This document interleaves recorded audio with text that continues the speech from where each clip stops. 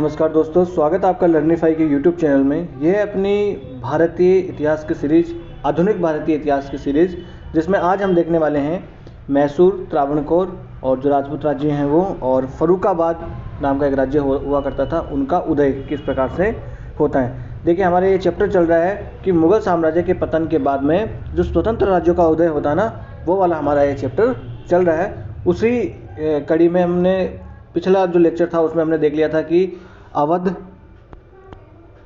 बंगाल, हैदराबाद और कर्नाटक, ये 4 राज्यों का उदय हमने कल देख लिया था। बाकी के 4 राज्यों का उदय आज हम देखेंगे और फिर जो बचे हैं उनका हम कल परसों और उनके बारे में जानेंगे।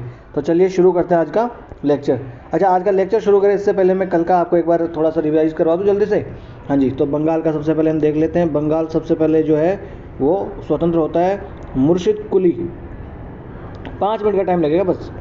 मुर्शिद कुली खान नाम का एक व्यक्ति होता है, मुगल दरबार में पहले होता है, फिर ये जाता है और पहले इसे वहाँ का दीवान नियुक्त किया जाता है बंगाल का, फिर इसे वहाँ का सूबेदार भी नियुक्त कर दिया जाता है। इस प्रकार से बाद में बंगाल, बिहार और उड़ीसा की दीवानी इसके पास में इसको प्राप्त हो जाती है मुर्शिद कुली खां को। मुर्शिद कुली खां के बाद में ये अपना जो दोहिता होता है उसको नियुक्त करके जाता है, परंतु उसका दामाद जो है हटा के बन जाता है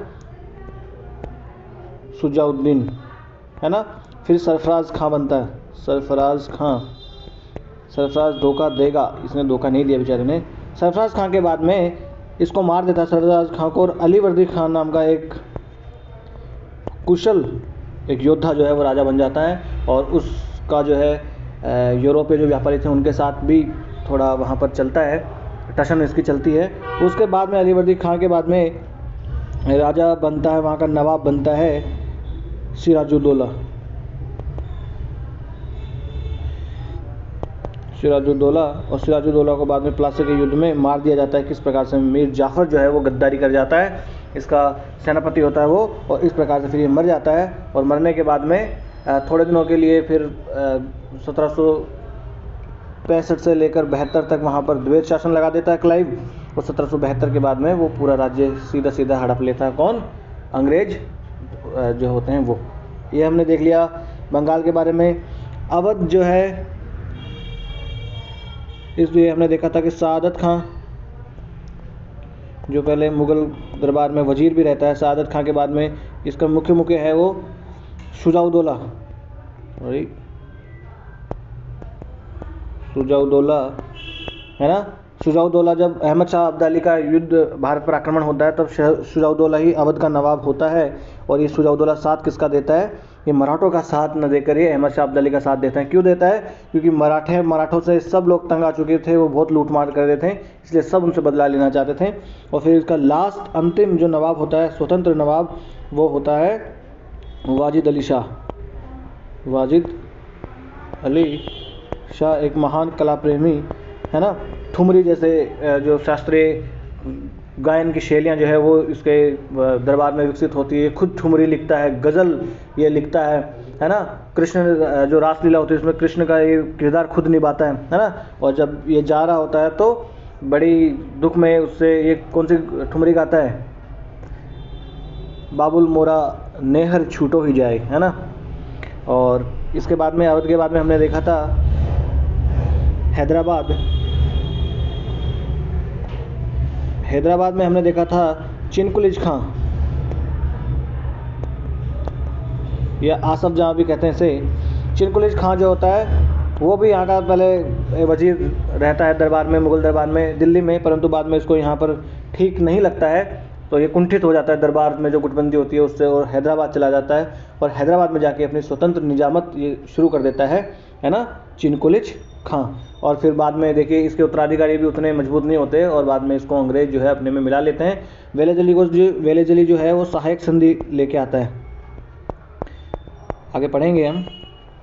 तो सहायक संधि सबसे पहले कौन अपनाता है? हैदराबाद का नवाब ही अपना लेता है। हैदराबाद के बाद में हमने देखा था कर्नाटक। आज का कर्नाटक राज्य नहीं, कर्नाटक, है ना। तो कर्नाटक देखिए अर्कोट की रियासत, अर्कोट इसकी राजधानी हुआ करती थी। और ये कर्नाटक पहले जो है ये हैदराबाद की निजामत जो है उसका ही यहाँ पर एक सूबेदार होता है, बाद में खुद को स्वतंत्र घोषित कर लेता है, और ये हैदराबाद की ये जो है ये कर्नाटक की रियासत भी फिर इस प्रकार से होती है। आगे हम देखेंगे कि आंग्ल कर्नाटक युद्ध होते हैं, वो सब हम उसमें देखेंगे।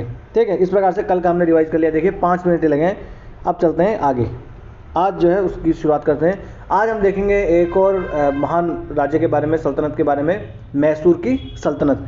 देखिए होता क्या है, मैसूर की सल्तनत जो है, मैसूर मतलब आज जो कर्नाटक राज्य आप जिसे बताते हैं ना, हालांकि उतनी बड़ी तो खैर नहीं थी, परंतु पहले उसका नाम भी देखिए कर्नाटक राज्य है, मैसूर होता है। वहाँ पर मैसूर नाम की रियासत होती है। ये मैसूर शुरुआत में क्या होता है कि ये आपने विजयनगर साम्राज्य का नाम सुना ही होगा, मैंने पढ़ाया था आपको, अवश्य सुना होगा।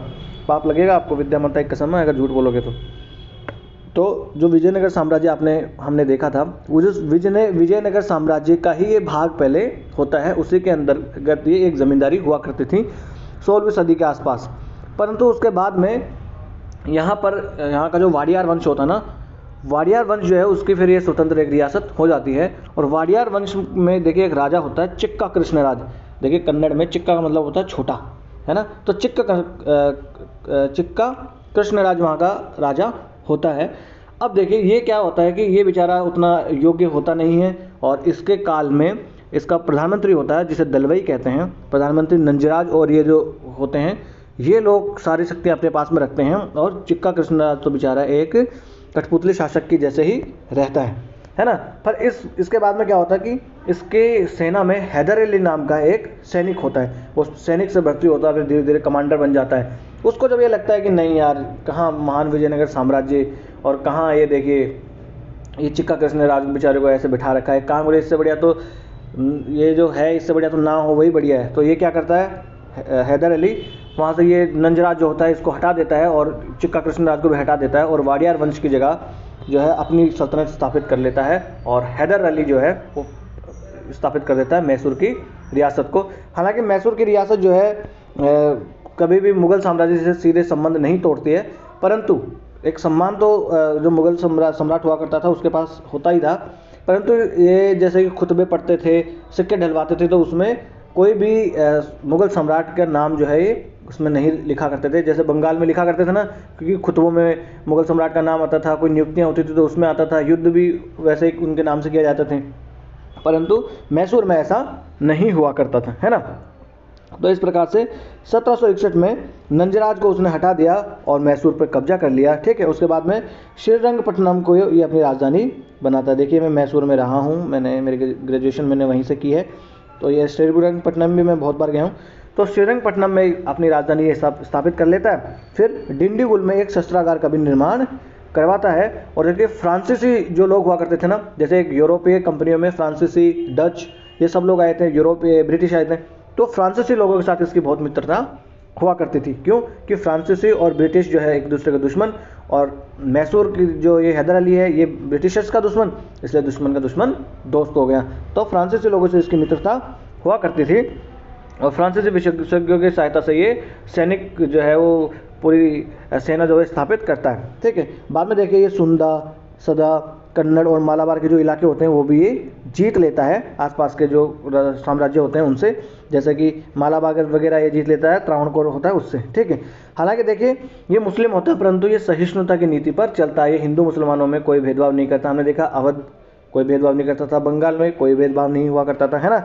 फिर 1769 में अंग्रेजी फौजों को इसने हरा दिया था, और 1782 ईस्वी में हैदर अली जो है उसकी मृत्यु हो जाती है। द्वितीय आंग्ल मैसूर युद्ध के दौरान उसकी मृत्यु हो जाती है, और इसकी मृत्यु के बाद में राजा कौन बनता है मैसूर का?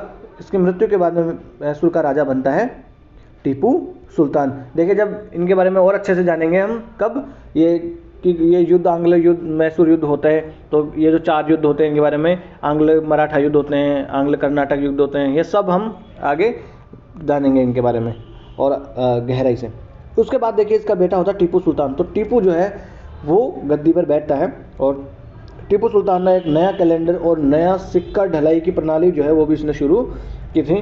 फ्रांसीसी क्रांति चल रही थी। फ्रांसीसी क्रांति होती है 1789 ईस्वी में, है ना, और ये राजा कब बन गया था? 1782 ईस्वी में इसके पापा मर जाते हैं, बापू मर जाते हैं, हैदर अली साहब। हैदर अली मरने के बाद ये राजा बनता है। मैसूर का, और इसे देखिए शेर मैसूर भी कहा जाता है।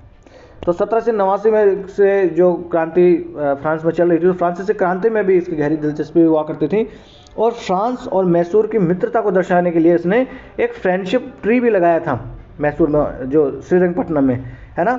और जैकोबिन क्लब हुआ करता था फ्रांस में, उस जैकोबिन क्लब का ये सदस्य हुआ करता था, उसका मेंबरशिप थी उस क्लब की इसके पास में। तो देखिए कितना दूरदर्शिता वाला राजा था कि अगर अंग्रेज़ों से लड़ना है तो इसको किसके साथ संबंध अच्छे बना के रखने पड़ेंगे, फ्रांस वालों के साथ बना के रखने पड़ेंगे, है ना। लोहे को लोहे काटते तो यूरोपियों की सहायता से ही हराया जा सकता है। देखिए टैक्स कितना लिया करता था ये, 1/3 या 1/5 ये टैक्स लिया करता था पैदावार के हिसाब से, ठीक है। फिर देखिए 1796 में आते उसने एक नौसेना खड़ी करने की कोशिश की थी, और नौका घाट भी उसने बनवाए थे। और नौका घाट के लिए तो उन्होंने मंगलोर, मौलिदाबाद और पजीदाबाद में उसने नौका घाटों का निर्माण भी कराया था। नौका घाट का मतलब जहाँ पर नावें आके खड़ी रह सकती हो, इस प्रकार से वहाँ इसने निर्माण करवाया था टीपू सुल्तान ने, ठीक है। अब टीपू ने क्या किया था, विदेशी व्यापार के लिए ये बहुत प्रयास कर रहा था कि विदेशों से व्यापार मैं भी करूं, और विदेशों से व्यापार करने के लिए देखिए इसने फ्रांस में, तुर्की में, ईरान और पेगू कहाँ है, आज का जो म्यांमार है ना वहाँ, तो पेगू में इसने अपने दूत भी भेजे थे कि जब वहाँ जाके आप जो है ठीक से बातचीत करो वहाँ के राजा से, ताकि हम विदेशी व्यापार उनके साथ कर पाएँ। चीन के साथ भी उसने व्यापार किया था, देखिए है ना। देशी और अंतर्देशीय व्यापार को तो ये इसने बढ़ावा देने की बहुत सारी कोशिश की, और इसके लिए उसने गुमास्ते यानी रिप्रेजेंटेटिव्स, ट्रेड रिप्रेजेंटेटिव्स होते हैं ना, वो इसने नियुक्त किए थे। कहाँ, मस्कट में, औरमुज, जेद्दा, अदन में। अब आप कहोगे सर ये जेद्दा, अदन ये सब कहाँ है, तो अब आ जाओ देखते हैं। देखिए ये है सऊदी अरबिया, ये है लाल सागर, है ना, और यहाँ पर आपको दिख रहा होगा जेद्दा, है ना, तो सऊदी अरेबिया में। तो यहाँ इसने अपने ट्रेड रिप्रेजेंटेटिव्स जो है वो नियुक्त किए थे। यहाँ इसकी फैक्ट्रियाँ हुआ करती थी, फैक्ट्री मतलब वहाँ जाके उत्पादन नहीं, यहाँ उसके गोदाम जो है वो गोडाउन वगैरह वहाँ हुआ करते थे। ये जेद्दा हो गया, है ना। अदन देखिए, ये रहा अदन, यहाँ पर ये यमन नाम का देश है। यहाँ पर तो देखिए यमन में तो हाउती विद्रोही जो है वो यहीं है, और इसमें तो अकाल वगैरह ही चलता रहता है। ओमान, इसकी अच्छी खासी हालत है देश की, इसके सम्राट जो है हमारे मित्र हैं अच्छे। ये देखिए है मस्कट, और जो औरमुज है ना, ये गल्फ ऑफ ये यहाँ पर देखिए फारस की खाड़ी है, और ये गल्फ ऑफ ओमान है। और यहाँ पर ये वाला जो क्षेत्र ना, यहाँ हारमुज की संधि है ना, हारमुज जल संधि, स्ट्रेट ऑफ हारमुज। हाँ, तो यहाँ पर भी उसके जो ट्रेड रिप्रेजेंटेटिव्स थे जो वो हुआ करते थे, है ना। इस प्रकार से देखिए उसने उस टाइम में वहाँ इतने दूर दूर तक इसने ट्रेड रिप्रेजेंटेटिव्स अपने नियुक्त किए थे। फ्रांस में इसके रिप्रेजेंटेटिव्स हुआ करते थे, चीन से व्यापार ये किया करता था, पेगू में इसने अपने जो है दूत भेजे थे ताकि जाके वहाँ पर व्यापार के लिए बात करे राजा से, ठीक है। इस प्रकार से देखिए ये पेगू, देखिए ये वाला जो क्षेत्र है ना, ये इसका एक एक्चुअली एक राज्य है, इतना वाला ये राज्य है ना। यहाँ पर पेगू एक माउंटेन भी है, तो ये पेगू यहाँ पर है म्यांमार में, है ना। बाकी आप यहाँ देख लीजिएगा, और मस्कट वगैरह देखिए यहाँ है ना। मक्का देखिए, ये रहा मक्का मदीना जो होता है। चलिए आगे चलते हैं। अब देख लिए इसने क्या किया था, अगर इसकी वो आधुनिकता वाला देखेंगे, इसने आधुनिक जो है वो बनाने की कोशिश की थी मैसूर को। तो किस किस तरीके से इसने मैसूर को आधुनिक बनाने की कोशिश की थी, और क्या उसकी आधुनिकता जो इसने कोशिश करी थी उसको आधुनिक कहा भी जा सकता है ना। इसमें अलग अलग विद्वानों के अलग अलग विचार है, हम तो जान लेते हैं, ठीक है। सबसे पहले इसने क्या किया, अपने जो आधार क्या हुआ करता था वित्त का, पैसे सबसे ज़्यादा कहाँ से, कृषि से मिलते थे। तो कृषि के विकास को इसने उसके विकास पर बल दिया। इसने क्या किया, जो भी प्रति ज़मीनें पड़ी हुई थी उस पर इसने खेती करवाना शुरू कर दिया, ठीक है। और भाई खेती करो आप, तो अब आप क्या करो, 3 साल के लिए टैक्स मत देना। जैसे आज सरकार कहती है ना कि इंटरेस्ट सबवेंशन देती है ना, टैक्स की छूट देती है कि भाई 3 साल तक जो है 10 साल तक आप टैक्स GST से आपको छूट है ना। इस प्रकार से ये छूट दे देकर कृषि को ये बढ़ावा दिया करता था। फिर कर वसूल करने वाले जो अधिकारी हुआ करते थे, उनकी ज्यादतियों से किसानों की रक्षा किया करता था। इसके पास कोई लेके गया शिकायत की, महाराज ये देखो हमारा ये ज्यादती किया करता, तो फिर उस पर ये एक्शन लिया करता था, ताकि जनता जो है उसको कोई भी परेशान नहीं करेगा। देखिए इसके जो कट्टर शत्रु हुआ करते थे ना, उन लोगों ने तक ये स्वीकार किया था कि उसके राज्य में खेती सबसे अच्छी हुआ करती थी और जनता सबसे सुखी थी उसके उसके राज्य में। अब देखें आजकल कंट्रोवर्सी उत्पन्न हो जाती है कि हम टीपू सुल्तान जो है उसके नाम पे कंट्रोवर्सी हो जाती है कि टीपू सुल्तान का नाम नहीं रखने देंगे, वो तो मुस्लिम था, ये वो था। देखिए उसके दुश्मन तक ये स्वीकार करें कि जनता उसके दरबार उसके राज्य में सुखी हुआ करती थी, हिंदू मुस्लिम में इसने कभी भेदभाव नहीं किया। और ऐसे ऐसे महान महान योद्धाओं के बारे में जो गौरव है हमारे भारत का, उनका नाम लोग सिर्फ इसलिए नहीं लेते कि वो मुस्लिम एक योद्धा हुआ करता था। इतनी संकीर्ण सोच तो हमारे भारत की कभी नहीं हुआ करती थी, और इतनी संकीर्ण संस्कृति भी अपनी कभी नहीं हुआ करती थी। जैसे कल के लेक्चर में मैंने आपको बताया था कि किस प्रकार से अवध का नवाब वाजिद अली शाह रासलीला करवाता था, और उस रासलीला में खुद कृष्ण का किरदार निभाता था, है ना, वो एक मुस्लिम होते हुए भी इस प्रकार से। तो ये हमारी संस्कृति थी। ये जो आज चल रहा देश में, ये हमारी संस्कृति कतई नहीं थी। एक मिनट में पानी पी लूँ। अब देखिए सिंचाई की पुरानी जो भी नहरें वगैरह हुआ करती थी उसकी इसने मरम्मत करवाई, नई नहरें इसने बनवाई, ठीक है। और खेती पर आधारित इसने विनिर्माण को बढ़ावा दिया। देखिए आज भी सरकार खेती पर आधारित विनिर्माण को बढ़ावा देती है ना। फूड प्रोसेसिंग इंडस्ट्री आज सरकार स्थापित करवाती है। उसने फूड प्रोसेसिंग इंडस्ट्री नहीं, उसने रेशम। अब रेशम कृषि से संबंधित है कि नहीं है, शहतूत की उसके ऊपर वो कीड़े जिंदा रहते हैं, तो इस प्रकार से उसने रेशम जैसे जो है उनको बढ़ावा दिया, रेशम जैसी फसलों को। इसकी वजह से टीपू ने फिर खेती और जो उसका उत्पादन हुआ करता था उसमें समृद्धि आती है इसकी वजह से। और इसने क्या किया था, अर्थव्यवस्था के आधुनिकीकरण की कोशिश भी की थी, यानी टैक्स जो है वो आप नगद में वसूल करो। ये कृषिगत जो विनिर्माण की परंपराएं इसने शुरू कर दी, ठीक है। फिर यूरोप की इसने टेक्नोलॉजी लाने के लिए फ्रांस में अपने दूत भेजे थे, है ना, पूरा डेलीगेशन भेजा था। जैसे आज हम भेजते हैं ना कि आज हम जापान भेजते हैं, अब अमेरिका अपना डेलीगेशन भेजते हैं ताकि वहाँ से जाके वो अपनी टेक्नोलॉजी सीख के आएंगे। तो ये भी फ्रांस वगैरह भेजा करता था कि जाओ और वहाँ से टेक्नोलॉजी सीख के आओ आप, कि कृषि कैसे करते हैं, और प्रोडक्शन अगर करना हो, कोई कारखाना हमें खोलना हो तो वो किस प्रकार से खोला जाता है ना।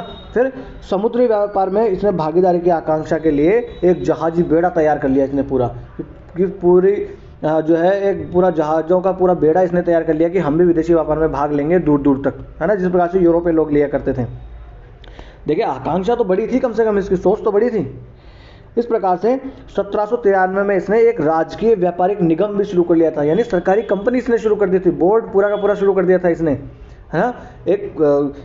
इसने पूरा बोर्ड शुरू कर दिया था, मर्चेंट बोर्ड जैसा, कि आप उसको पूरी जिम्मेदारी दे दी थी कि आप जो है विदेशी व्यापार करोगे, ये जहाज़ों का बेड़ा अपने पास रहेगा, फ्रांस से जाओ आप, चीन से व्यापार करो, इधर मलय प्रायद्वीप के देशों से आप व्यापार करो, इस प्रकार से, है ना। और भारत के बाहर इसने फैक्ट्रियाँ लगाना भी शुरू कर दी थी। फैक्ट्री का मतलब आज के जैसे वहाँ फैक्ट्री का मतलब उस काल में हुआ करता था कि यहाँ का माल ले जाके वो स्थापित वहाँ कर देते थे, गोदाम जैसे बना दिया करते थे, फिर वहाँ से वो आगे हिंटरलैंड्स में भेजा करते थे, इस प्रकार से, ठीक है। फिर देखिए चंदन की लकड़ी, चावल, रेशम, नारियल, गंधक, ये सब हुआ करते थे ना। इन वस्तुओं का जो भी व्यापार होता था उस पर एकाधिकार इसने स्थापित कर लिया था।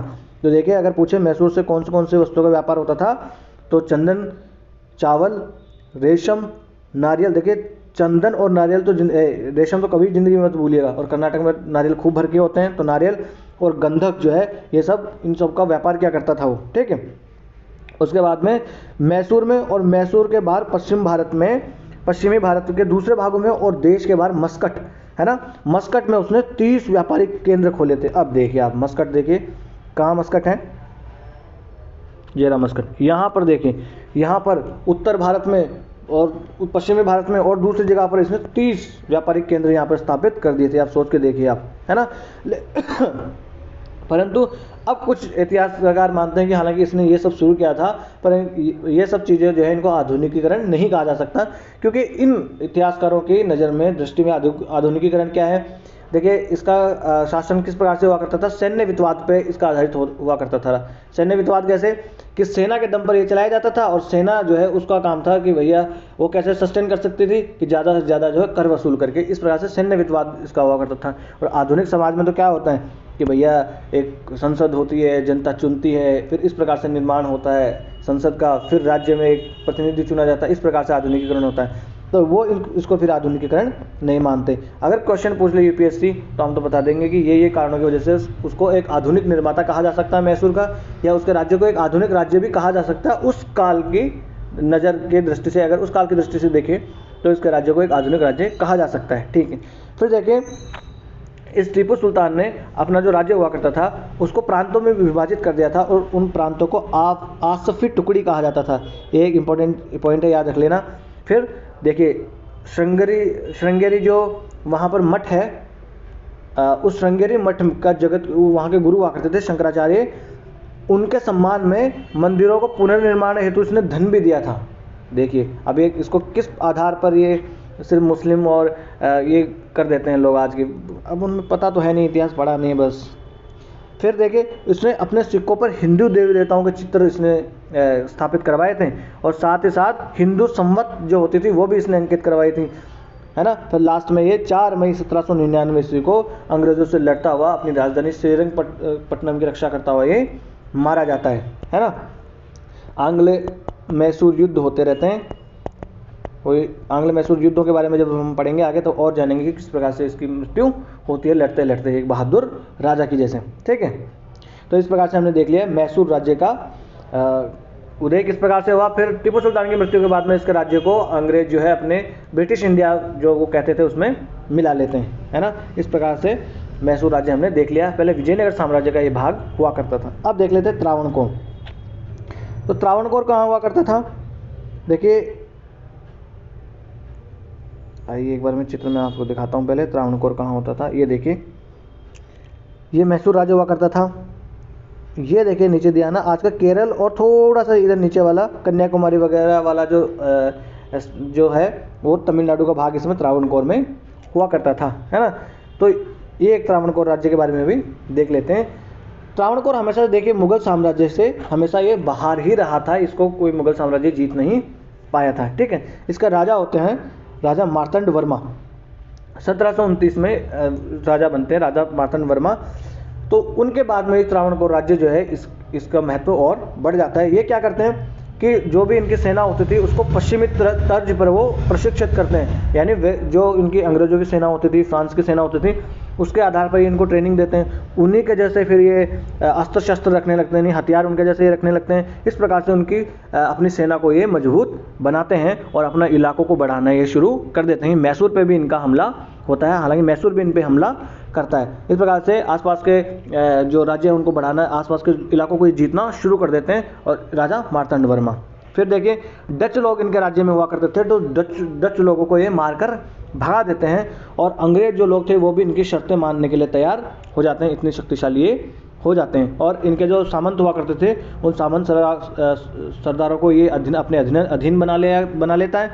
और जो भी शाही परिवार की समानांतर शाखाएँ होती हैं उनके सब के छोटे छोटे जो रजवाड़े थे वो सब ये जीत लेता है राजा मार्तंड वर्मा और एक बड़े से त्रावणकोर नाम का राज्य का निर्माण ये कर देता है। फिर देखिए मार्तंड वर्मा एक शक्तिशाली नौकरशाही राज्य की स्थापना भी कर चुका होता है।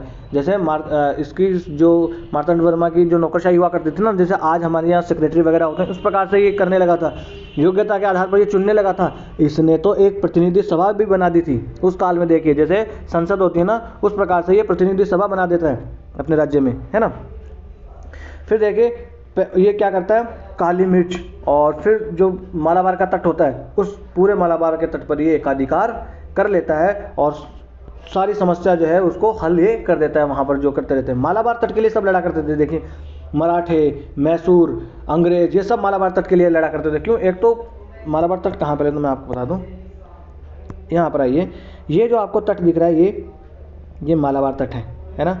तो ये मालाबार तट पर क्या हुआ करता था, यहाँ से देखिए एक तो मसालों का व्यापार जो है पश्चिम में हुआ करता था, यहाँ पर अच्छे अच्छे बंदरगाह हुआ करते थे, कालीकट वगैरह। तो यहाँ से अगर पश्चिम में के देशों में अगर आपको जहाज़ें वगैरह भेजनी है तो ये तट आपके कब्जे में होना ज़रूरी है ना। इसलिए सब लोग इसके लिए लड़ा करते थे। तो ये क्या करता है, इसके ऊपर भी अपना एकाधिकार घोषित कर देता है मालाबार तट पर। ठीक है, इससे जो राज्य को लाभ हुआ उसके वजह से उसका देखिए कुछ सिंचाई का भाग, फिर यातायात और संचार व्यवस्थाओं के विकास में, और फिर देखिए धर्मार्थ कार्य के रूप में भी समुदाय को वापस दे दिया जाता था। बहुत सारा इसको प्रॉफिट होता था भाई। व्यापार पे एकाधिकार इसने पूरा स्थापित कर दिया, पूरा तट इसका हो गया। वहाँ से जो भी व्यापार होता था पूरा इसके अंदर होता था, जितने स्पाइसेस का व्यापार होता था। फिर उनको देखिए सिंचाई की व्यवस्था, यातायात और संचार की व्यवस्थाओं के लिए फिर समुदाय को वापस भी दे दिया जाता था। ठीक है, फिर देखिए ये मुगल साम्राज्य का कभी भी औपचारिक रूप से इनका अंग नहीं था। और फिर भी देखिए शाही कुलीन जो होते थे उनकी अगर ये नियुक्ति के मामले में थोड़ी थोड़ी मुगल परंपराओं को तो इसने अपनाया ही था। 1766 ईस्वी में मैसूर जो है वो भी हमला इसके ऊपर करता है। और इसके बाद में मार्तंड वर्मा के बाद में राजा बनता है यहाँ का रवि वर्मा। देखिए रवि वर्मा वो रवि वर्मा नहीं है जो पेंटर चित्रकार रवि वर्मा के बारे में आप जानते होंगे, वो रवि वर्मा ये नहीं है, दूसरे रवि वर्मा है। इनके काल में देखिए क्या होता है, विद्वता और कलाओं का केंद्र बनने लगता है त्रावणकोर। ठीक है, इसकी राजधानी तिरुवनंतपुरम में ही हुआ करती थी। और उसकी मृत्यु के बाद में त्रावणकोर का पहला वाला वैभव चला गया और उसके बाद अंग्रेजों के आगे ये समर्पण कर देते हैं और रेजिडेंट जो है अपने यहाँ रख लेते हैं। ये रेजिडेंट क्या हुआ करता था, ये अंग्रेजों का एक प्रतिनिधि हुआ करता था। इन जो राज्य संधि कर लिया करते थे अंग्रेजों से, उनके दरबार में, ठीक है, वो सलाह वगैरह दिया करता था उनको। इनके बारे में आगे रेजिडेंट व्यवस्था क्या थी ये भी आगे और अच्छे से जान लेंगे। इस प्रकार से देखिए फिर ये राज्य अंग्रेजों के उसमें मिल जाता है, त्रावणकोर भी, है ना। ये देखिए इसको एक बार हम क्लियर कर दें। यहाँ पर निजाम है, ये देखिए पूरे मराठे फैले पड़े हैं यहाँ तक। अंग्रेजों के ये निजाम के साथ मराठों की लड़ाई, मैसूर के साथ लड़ाई, फिर यहाँ से देखिए कर्नाटक वाला ये क्षेत्र जो है निजामत वाली, है ना। हमने देखा था कि अर्काट की ये निजामत हुआ करती थी कर्नाटक राज्य की, ये भी सब फिर अंग्रेज लोग आके ये लूट लेते हैं। ये देखिए छोटा सा इधर त्रावणकोर हुआ करता था। ठीक है, अब चलते हैं राजपूत राज्यों में। हमने देख लिया मैसूर, हमने देख लिया त्रावणकोर।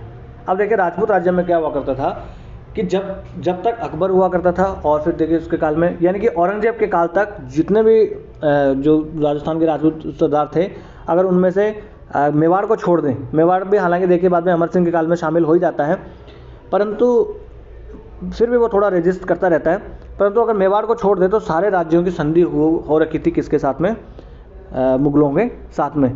परंतु औरंगजेब जब अपना लास्ट काल उसका आने लगता है और औरंगजेब अपने काल में क्या करता है, इनके हस्तक्षेप करने लगता है, इनके राजकीय जो काम होते हैं उनमें, इनका उत्तराधिकार होता है उनमें हस्तक्षेप वो करने लग जाता है। और इस हस्तक्षेप की कहानी मैंने आपको पहले भी बताई है जोधपुर की, है ना। तो जसवंत सिंह जोधपुर के राजा होते हैं, जसवंत सिंह के मृत्यु के बाद में इनका बेटा होता अजीत सिंह। अजीत सिंह को राजा न बना के इंद्र सिंह जो है इसको राजा बना देते हैं औरंगजेब। और जब तक औरंगजेब जिंदा रहता है तब तक यही राजा रहता है। अजीत सिंह जो है ये तो दुर्गादास राठौड़ के संरक्षण में ये इधर उधर भागते ही रहते हैं। फिर औरंगजेब की मृत्यु के बाद में जब बहादुर शाह मुअज्जम जो है वो बहादुर शाह के नाम से राजा बनता है, तो उसके काल में ही फिर अजीत सिंह को राजा बनाया जाता है जोधपुर का। तो ये वाली कंट्रोवर्सी हमने देख ली थी। फिर देखिए जयपुर का उत्तराधिकार का होता है विजय सिंह और जय सिंह, उनके बीच में भी चलता रहता है। मेवाड़ वाले फिर इन लोगों का साथ देते हैं, है ना। इस प्रकार से इनमें चलता रहता है। और फिर देखिए ये तो गृह युद्ध इनमें होते रहते हैं और 1818 ईस्वी आते आते ये सब लोग भी अंग्रेजों के साथ संधि कर लेते हैं। हालांकि सिरोही जो है वो 1822-23 के आसपास फिर इनसे संधि करता है, ये सब लोग कर लेते हैं। अब राजपूत राज्यों में एक जो राज्य है वो जानने वाला है, एक राजा जो है महत्वपूर्ण, उसके बारे में जानने लायक है। ये हुआ करता था आमेर की रियासत। तो आमेर की रियासत देखिए मुगलों की शुरू से ही वफादार हुआ करती थी। सबसे पहले अगर राजस्थान में किसी राजा ने अगर मुगलों के साथ संधि की थी तो वो कौन था, आमेर की रियासत थी। राजा भारमल के बेटे भगवंत दास के बेटे मान सिंह, है ना। उसके बाद में देखिए ये जय सिंह, मैंने बताया था आपको औरंगजेब के काल में, है ना, सवाई की उपाधि जय सिंह को दी थी, क्योंकि इससे पहले एक और राजा जय सिंह हुआ करते थे, ये उससे भी सवाया था, इसलिए औरंगजेब ने इसे सवाई की उपाधि दी थी। और उसके बाद में ये जो आमेर के राजा हैं इन्होंने तो सवाई की उपाधि नाम में ही शामिल करना शुरू कर दिया। तो आज भी अगर कोई जयपुर का राजा होगा तो वो भी अपने नाम के आगे सवाई लगाता होगा, जैसे सवाई जय सिंह, सवाई मान सिंह, इस प्रकार से, है ना। तो यहाँ पर एक राजा हुआ करता था सवाई जय सिंह। देखिए उसने शिवाजी को हराया था, शिवाजी को हरा के पुरंदर की संधि की थी, है ना, याद है कि नहीं आपको। इस प्रकार से ये हुआ करता था। अब देखिए ये जो जय सिंह हुआ करता था ना, ये बड़ा ही महान राजा हुआ करता था और एक कला प्रेमी आप इसको कह दो, साइंस की उसमें आप इसको माहिर कह दो। इसने जयपुर नाम का शहर इसने बसाया था। और देखिए उस काल में हुआ क्या करता था, सामान्यतः शहर जो बसाए जाते थे वो किसमें, पहाड़ों पर्वतों में बसाए जाते थे, परंतु इसने ये ऐसा नहीं किया, समतल मैदानी क्षेत्र में इसने जयपुर का निर्माण करवाया था। और बहुत बड़ा इसने अच्छा खासा जयपुर का निर्माण कराया। उसमें चौड़ी चौड़ी सड़कें इसने, सॉरी एक मिनट पानी पी लूँ। चौड़ी चौड़ी सड़कों का इसने निर्माण करवाया दूरदर्शिता के साथ, है ना। और बाजार की कहाँ देखिए शहर में बाजार होगा उस प्रकार से साइंटिफिक तरीके से इसने शहर बसाया। और यूनेस्को की विश्व विरासत सूची है उसमें भी जयपुर शहर को शामिल कर लिया गया है ना। तो ये विज्ञान प्रेमी के रूप में भी इसे जाना जाता है। तो जाट लोग जो हुआ करते थे उनसे ये जयपुर शहर वहाँ के जो जगह लेता है और वहाँ से जयपुर शहर की स्थापना ये करता है और साइंटिफिक तरीके से जयपुर को भी बचाता है। और बढ़िया कि जयपुर में देखिए कौन सी नदी से पानी की आपूर्ति होगी, अगर यहाँ पर जो है पानी अगर ना हो तो कौन सी बांध से पानी आएगा, सब इसने वहाँ पर कार्य किया था। और ये एक महान खगोल शास्त्र भी हुआ करता था। तो दिल्ली, जयपुर, उज्जैन और मथुरा, ये 4 चीज़ें याद रख लेना आप, 4 जगह, दिल्ली, जयपुर 2 तो याद रहेगा, उज्जैन और मथुरा, 4 जगहों पर इसने आधुनिक उपकरणों से, उस टाइम के आधुनिक जो उपकरण थे उसने क्या किया था, पर्यवेक्षणशालाएँ जो है वो स्थापित करवाई थी। अभी पर्यवेक्षणशाला जंतर मंतर का नाम सुना है आपने, तो यही जंतर मंतर है ना। ये एस्ट्रोलॉजी के लिए, एस्ट्रोनॉमी के लिए हुआ करती थी सारी चीज़ें। उसने जीज मोहम्मद शाही भी तैयार करवाई थी, जीज मोहम्मद शाही इसने तैयार करवाई थी। मोहम्मद शाही जो है ना, किसके नाम, जो मोहम्मद शाह राजा हुआ करता था उस काल में, मोहम्मद शाह रंगीला, उसके नाम पर इसने मोहम्मद शाही नाम दिया। तो जीज मोहम्मद शाही इसने तैयार करवाई। यूक्लिड की जो रेखा गणित थी उसका संस्कृत में अनुवाद इसने करवाया। और नेपियर की जो रचना हुआ करती थी उसका भी संस्कृत में ये अनुवाद करवाता है। तो ये सब चीज़ें आप याद रख लेना, दिल्ली, जयपुर, उज्जैन और मथुरा, 4 जगह तो इसने जो पर्यवेक्षणशालाएँ हुआ करती थी उनका निर्माण करवाया था खगोल शास्त्र के लिए, ठीक है ना। जीज मोहम्मद शाही की इसने तैयार करवाई थी, ठीक है। तो ये राजपूत राज्यों में ये जानने वाला था। अब एक छोटा सा रजवाड़ा होता है, ज़्यादा दिन ये चलता भी नहीं है। पहले मुगल दरबार में ये सब होते हैं और उसके बाद में इसने स्वतंत्र राज्य की अपनी स्थापना कर देता है। ये मोहम्मद खां बंगश, ये नाम याद रख लेना, भूलना मत, सपने में भी पूछे ना कोई। तो एक अफगान हुआ करता था। और फर्रुखसियार और मोहम्मद शाह, है ना, उसके काल में ये क्या करता है, अलीगढ़ और कानपुर के मध्य जो थोड़ा सा क्षेत्र होता है उसमें फर्रुखाबाद की जागीर इसको मिली होती है, उस जागीर को एक स्वतंत्र राज्य में बदल देता है।